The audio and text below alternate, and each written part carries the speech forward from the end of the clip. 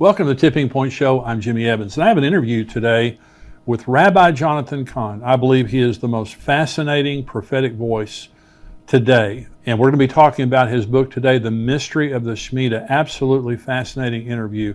Let me just remind you before we go into that interview, we have the conference, the Tipping Point Prophecy Conference, coming up September 17th right here in the Dallas-Fort Worth Metroplex at Fellowship Church from 9 a.m. to 5:30 p.m. They're on September 17th. We'd love to have you join us. We have Rabbi Jonathan Cahn, myself, Dr. Mark Hitchcock, Greg Laurie, Billy Crone, Pastor Ed Young.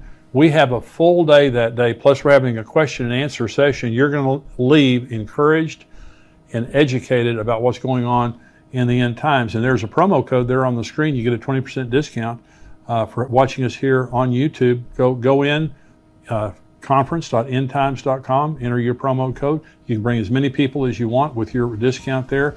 We would love to have you come and bring somebody with you. It's my great pleasure today to introduce Rabbi Jonathan Cahn joining me here to talk about his book, The Mystery of the Shemitah. I introduce him as what I believe is the most profound prophetic voice of our generation. His book, The Harbinger, the first book that he wrote, which became a New York Times best-selling book, along with many others that he's written. It's just revelation. It's just amazing revelation for our generation. And so Rabbi Cahn leads Hope of the World Ministry and outreach, international outreach of teaching, evangelism, and compassion that reaches needy people all over the world. He also leads Jerusalem Center, Beth Israel, a worship center made up of Jews and Gentiles, just outside of New York City in Wayne, New Jersey. Rabbi Cahn, thank you for joining me today. Oh, it's always a blessing, Jimmy. Always a great blessing. Well, you were so gracious to me. I called you many years ago. I woke up at 3 in the morning, completely wide awake. Could not go back to sleep. And I woke up and turned on Christian television. You were there talking about the Harbinger. And we were in New York City in December after 9/11. And it was just unbelievable. You know, they were still burning in the basement there at 9/11 Ground Zero. And it was a different city. I mean, it was just everything was different in the wake of 9/11. And I remember when I woke up and you were talking about the Harbinger, it was absolutely mind-blowing. And I called you, came to New York City. You took me all over the city. We went to all the different scenes and talked about, you know, all that had taken place. And I remember just thinking to myself, I can't believe that this had something to do with the Bible. I can't believe that this was orchestrated of God, but it was. Not that it was God's will, but this was a warning, a harbinger's warning. And you talk in your book, The Mystery of the Shemitah, and I'm going to recommend that everyone get a copy of this book. It's absolutely fascinating. By the way, this is an updated edition that has 5 new chapters, but in the subtitle here, it says the 3,000-year-old mystery that holds the secret of America's future, the world's future, and your future. And so, Rabbi, thank you for joining me today. And I just want to ask you, just beginning with the concept of Shemitah, because for a lot of people that are not Jewish, they don't understand that concept. What is that? Yeah, even probably most people who are Jewish don't understand the concept. The Shemitah is if you were living in biblical times, I mean, this would be very crucial to everyone would know it. As there's a Sabbath day, the Shemitah is the Sabbath year. Every seventh year was a year of rest. Shemitah kind of means release or let go. And so every seventh year, they would lay their fields would be fallow. They wouldn't plant, they wouldn't sow, they wouldn't reap. They would trust the Lord for blessing them the year before, just like in the Sabbath day. There would be releases throughout the society, but laying everything really to let go. On the last day of the Shemitah, and the Shemitah goes from really autumn to autumn, usually September to September, the Hebrew civil year. And on the last day, it's called Elul 29, the 29th day of Elul. Actually, it's the day just before the Feast of Trumpets. And on that day, all financial accounts are basically wiped clean. It is a total renewal. If there is debt, it is wiped away. All that's wiped away. So it's a year, like in modern terms, if you're looking at this is a year of economic, financial kind of wipe out, rest, Sabbath, where the fields grow, they abandon their fruit, they rest. So now this was given to Israel. Now this was a blessing, and if you keep going with the Shemitah, the seventh Shemitah, it leads into what could be called a super Shemitah, which is the Jubilee. So that's another form of it. So you got the Sabbath day, you got the Sabbath year Shemitah, and then it leads to the Jubilee. So in modern terms, if we're looking at this would be, if we were measuring what happened in Israel back then in modern terms, it would be a year of economic, basically ceasing, a year when financial accounts at the end are wiped out. So now again, this was a blessing for Israel. But here's the thing: when Israel turned away from God, it stopped observing the Shemitahs. And then when judgment came, God says something very interesting. And actually, it's all the way back from the law of Moses. The law of Moses ordains the Shemitah, but then it actually gives a hint of the Shemitah as judgment. And later on in the prophets, it's very clearly revealed. God says, I'm going to take you out of the land, and you're going to be in the land of captivity 70 years for all the years of the Shemitah that the land did not rest. You didn't observe them. So I'm going to take all those seventh years, those Sabbath years, and they're going to be 70 of them. The land is now going to rest. So the thing is, the Shemitah is a blessing, but when a nation when Israel turned away from God, it became a mode of judgment for a nation that turns away from God.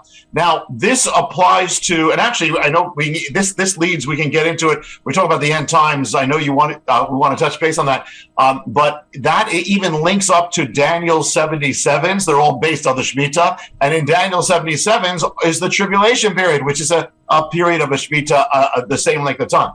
But now the question is, can this apply beyond Israel? This was clearly given to Israel. But God has his ways, and God has his patterns, and God speaks through his word. And so the amazing thing, and this is where it kind of it explodes, and that is that when you look at world history and American history, and you look at financial history, you see an amazing thing is that this cycle of the Shemitah is amazingly converges with our financial realm, with Wall Street, with world history. And we're not going to, as you know, Jimmy, we're not going to put God in a box. And I said from the beginning of the book, listen, nothing has to happen on a particular Shemitah, something can. But having said that, that's my caveat. But having said that, the amazing thing is it has converged that the world markets, American market, stock market, crashes, all these things up to where we are right now, and we are in a year of a Shemitah. So Jimmy, you're always kind of in tune with this. This is the first one I'm doing on this for a while, but we are in that year of the Shemitah. So it has converged amazingly. Again, we're not saying every year has to be. Some may be stronger. Some Shemitah years you may not see it as much, but it's amazing. And it's not only financial, it's the history of the world, even the fall of nations, and even the rise of superpowers. It's absolutely amazing. So the first time that it was you that introduced me to the entire concept of Shemitah, beginning with 9/11. Okay, 9/11, 2001 was a Shemitah year. Okay, and so in that year of the Shemitah year, of course, 2008, 2015, and now 2022, those are all Shemitah years. Every single one of those years, there was a financial collapse. And we're seeing it again right now in 2022. So yes. you made the statement a little bit earlier. Does this relate to non-Jews? Absolutely. And so in your book, The Harbinger, you make such a great case for the fact that, God was warning America. In 2001, he was warning America. It seems to me like it's getting worse. It seems to me like these are birth pains. What about that? Oh, yeah. And it's not, and to make a distinction, I'm not saying, and you're not saying, that America is bound to follow the law. We're not saying that, but we're saying that God is the master creator of all things, and it's an amazing thing. And the thing is that we know when the Shemitah is. Actually Israel celebrates to this day, observes the Shemitah. They do it in their own way, but it's done. And sometimes they get around certain things as well. But the amazing thing is that when you look, Jimmy, this happened when I was first writing The Harbinger. When The Harbinger came, that's when I saw the link to 9/11 was this great crash. And then, then it's like, wait a minute, it happened in the year of the Shemitah. It happened on, I will get into it, on the day of the Shemitah. That's what really opened up this whole thing. Now, since we first spoke about this and I first wrote about it, it's interesting because this year there's an Israeli economist who's saying, whoa, look at this. There's this thing about the Shemitah. I guess he didn't know that this came out 7 years before, but this is an Israeli, it made news, So the thing is that let me give a little background and then we can bring it up to where we are, but I'll give you an idea of the reach of the Shemitah. First of all, when you look at, I'll talk about up to when I wrote the book, The Shemitah. There's been some other crashes since, but when you look at the greatest the point crashes in Wall Street history, up to say 2000 and I'll say 2008, 2015, about 60% of them take place in the year of the Shemitah. I mean, or linked to the Shemitah. Wow. 60%. Right. I mean, that's 1 year out of 7. It should be 1 out of 7. Right. It's around 60% linked to the Shemitah. When you look at the month of where the Shemitah happens, Elul Tishri is actually Elul and Tishri. This is again in September. You see this. Even economists have seen this, that there's something that things tend to happen not that they always have to, but tend to happen in the fall, in the autumn, October, September, October, tends to be a cluster more than other months. That is the time that is linked to the Shemitah. So it's not only the year, but it's actually the time as well. It not only affects the financial world, but let me give you an example. It affects world history. The Shemitah, the word Shemitah literally means collapse or let go or let fall. Now that economically we see it, but it also has been linked to world history. 1917 was the year of the Shemitah, and 1917 saw the collapse of the German Empire, the Ottoman Empire that had been there for, centuries and centuries. The Austro-Hungarian Empire collapsed, the Russian Empire collapsed, all these things affecting world history. And it was the year that America enters into the world stage. So it's a fall and it's also a rise at the same time. When you look at now another Shemitah, and this is 1938, that you see the beginning, the seeds of the Second World War. That's the first invasion that Hitler makes, or he annexes Austria, then the next year invades Poland. And it goes all the way to 1945, the end of the war. That's another Shemitah. It's a 7-year period. The Holocaust started as beginning in 1938, Kristallnacht and all these things. That's the year of the Shemitah. It ends 1945, 7-year cycle, Shemitah. At the same time, it not only, it's, at the end of 1945, you have another collapse. You have the collapse of all the colonial empires begin collapsing in the year of the Shemitah. And you have the rise of America and the rise of Russia, the Soviet Union. That happens in the year of the Shemitah. In fact, the Second World War ends in Japan, ends within days of Elul 29, the ultimate thing. The first event of the Cold War was a victory march, celebrating the end of the war by Russia in Berlin. And that happened on the day of the Shemitah, Elul 29. So we're also seeing world history, the rise and fall of nations. But and there's another thing I'll just throw in. We don't have to get into it, but I'll throw in that there's even a mystery that links to the towers that nations build are linked to the Shemitah as well. And of course, 9/11, that all converges with the Shemitah, with the attack, with the tower. And if you want, we can get into what happened on 9/11 or link to 9/11 with that Shemitah. Well, let's begin with 9/11, because you and I, we were at ground zero. We were at the church where the sycamore fell. Yes. And they replaced it with a cedar. Yes. And it was the worst looking tree you've ever seen in your life. It was. We were both looking at it. It was dead, basically, and I think it ended up dying. But that was a part of the vow that I think it was Isaiah 9:10. Yeah. That you've torn down our towers. We're going to put up dressed stone. The sycamores have fallen. We're going to replace them with cedars. That was part of the vow. Talk about that. Yeah. Well, that is the beginning. That's what started it all, Jimmy. I was standing at ground zero, and that's when I saw the remains of the sycamore. And at that point, I didn't know significance, but something said that this, like the Spirit saying, this is significant. You have to search this out. And when I went home and I started searching out the sycamore, and then I was led to Isaiah 9:10, And then it was like the next thing and the next puzzle piece and the next puzzle piece. And it kept getting bigger and bigger and bigger until it became what became the Harbinger. And it is basically, in a nutshell, for those who don't know the Harbinger or know what the mystery is. And by the way, it has not stopped. I know we're going to do a program on that. It has not stopped. But the thing is this, it's the pattern of judgment is years before a nation's judgment or destruction comes a warning strike. Right. It comes in the form of a strike on the land. Happened in the case of Israel, the southern kingdom, in 732 BC when the Assyrians made a strike in the land. Happened in Judah when Babylon came in 605. Happened even the Romans came in, and then there was a withdrawal. Then there's a time period the nation is given to turn back to God.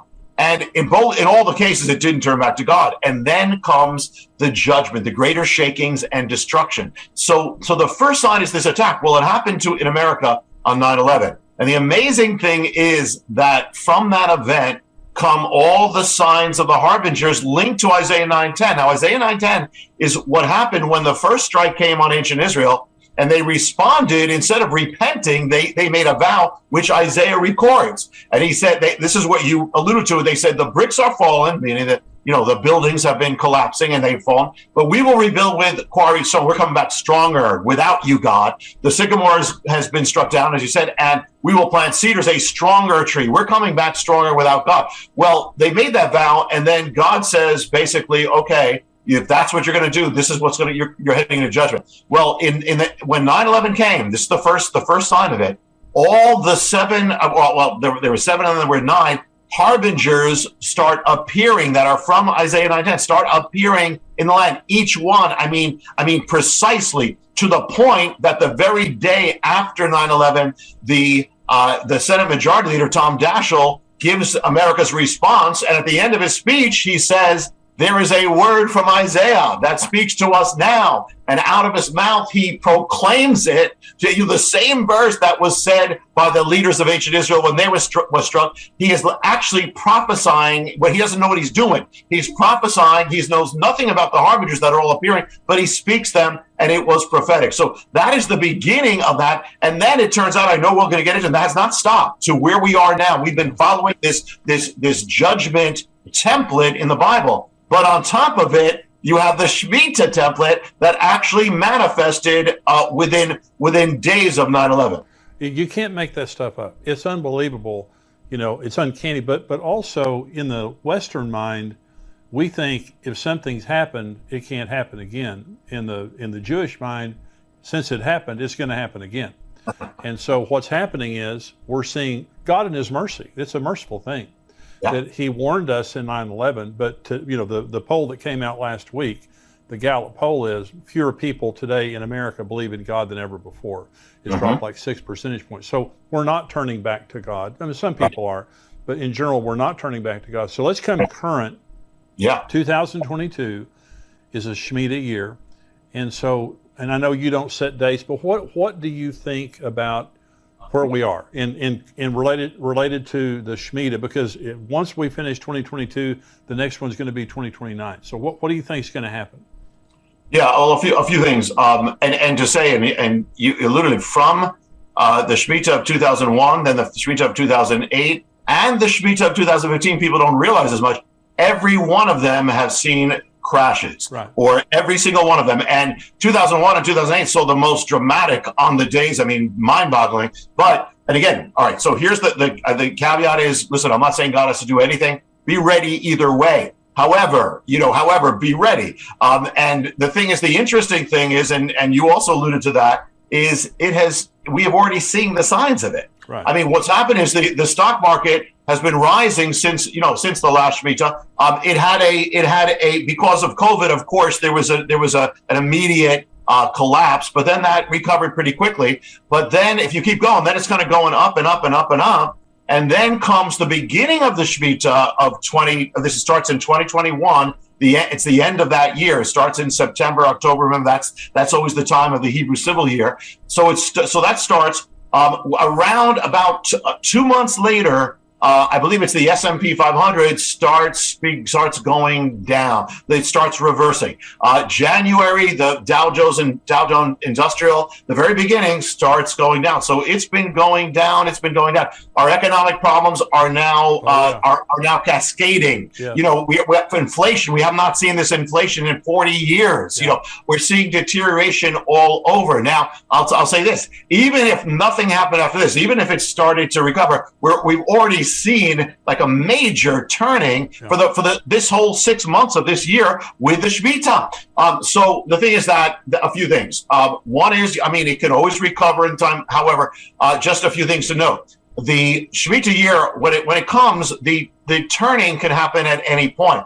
Often, the most dramatic time is as it heads to that peak time, which is when you start getting into Elul, which is around August, September. When you get into that, often it's a peak time. So again, I'm not saying anything has to happen. It could recover beforehand. However, generally, often the period as you progress there often becomes more intense. Some of the greatest, as I said, the greatest stock market crashes have actually converged around that time period, and it is a Shemitah time. So that can have, that's number one.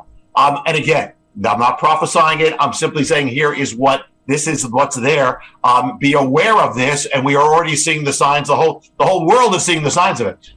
The other thing about it is that I'll get to end time prophecy, and when you talk about after that, what happens after. One thing is to keep in mind when we started this, we spoke about the 7-year period, and then if Israel didn't observe it, it was going to be observed anyway. They're going to be in exile. The 70 years of Daniel, the 77s, are based on the 70 years of the Shemitah. Because when they were in Babylon for 70 years, that stands for the 70 Shemitahs they did not observe. So how many years? 490 years of history where they did not observe the Shemitah. Then Daniel gets this vision, the great prophecy from the angel to give the 70 weeks of Daniel. Well, it's the same thing, but it's reversed. It's now taking 77s and it's now translating them to 490 years to the coming of Messiah. But of course, we know that the last week is missing or is separated. Right. So just to keep in mind, and I'm not saying, the 70-year period, the tribulation is a Shemitah. However, what I'm saying is it clearly is linked to the mystery of the Shemitah, and it clearly is a period of time which is the Shemitah as well. So you could take it as a hyper Shemitah with this coming. So after this, could it be, you're saying to say 2022 to 2029, and could 2029 and that period be significant? It certainly could. Also, to keep in mind as well, when you get to around 2029, and we're not saying anything has to happen, but we're here to be watchmen. We're here to say, look at this. 2029, 2030, around that whole period, you're now approaching the 2,000-year period of the church age. Right. And so, and I will tell you this, Jimmy, before I even knew about the Shemitah, when I just got saved, when I was a new believer, I was always looking at this time period, 2029, 2030. And, just as, there's several things that converge. I'm not saying it has to, but several things converge. So really, the Shemitah is it really spreads to everything. Well, so let me talk to you about Iran and Israel for just a minute, because we're talking about Elul 29. And is that the date when the temples were both destroyed? No, the temple was destroyed on the 9th of Av, but it is near that time period. We're talking about August, but at the same time, but here's another thing, is that, of course, on the Hebrew calendar and the Western calendar oscillate. So at times that you could have a convergence of the two, because it's all around the same period of time, August, and then goes into September. So right now, Iran is defying the world. They're enriching uranium to 90%. I think they have it at 60%. They're enriching it to 90%. They were censured by the Joint Comprehensive Plan of Action group that was trying to get, an agreement together. And so there's tremendous tension right now. And the Gog and Magog war of Ezekiel 38 and 39, at some point in time, we're going to see that fulfilled, because it's not fulfilled yet. What do you believe about the period of time we're in right now? Because again, we're in a Shemitah year, and many of the most knowledgeable people are saying Iran is basically right there. They're either there or they're right there of getting a nuclear weapon. And Israel's not going to sit back and watch them develop that. So what do you think about that? Yeah. I mean, we've been watching Iran for a long time, and Netanyahu would always warn the United Nations. But now, what's different? You're alluding to it, is that we're getting reports not from Israel and not from, we're getting that, and not from Netanyahu. We're getting it from these commissions that are saying they've reached that point. A number of things. One is, in the period we are now, one is, you rightly speak about Ezekiel 38 and 39. Clearly, Iran, it speaks about Persia. Clearly, Persia is Iran. And at the same time, you have this alliance of nations. You have Turkey, you have Iran, you have Russia, which are all linked together now, and others that are linked together in the prophecy of Ezekiel 30 and 39. And this is to be distinguished from Armageddon. So we're in this period now. So it has to happen sometime before the end. At the same time, and another thing about where we are right now, along with that, is, when you look at all the other things about the Harbinger and the Temple in America, and you said, we have not turned back to God. We are racing away from God. So one of the things that has to happen is America has to fall. Because the American-led world, the world order, that's the American-led order, is going to end.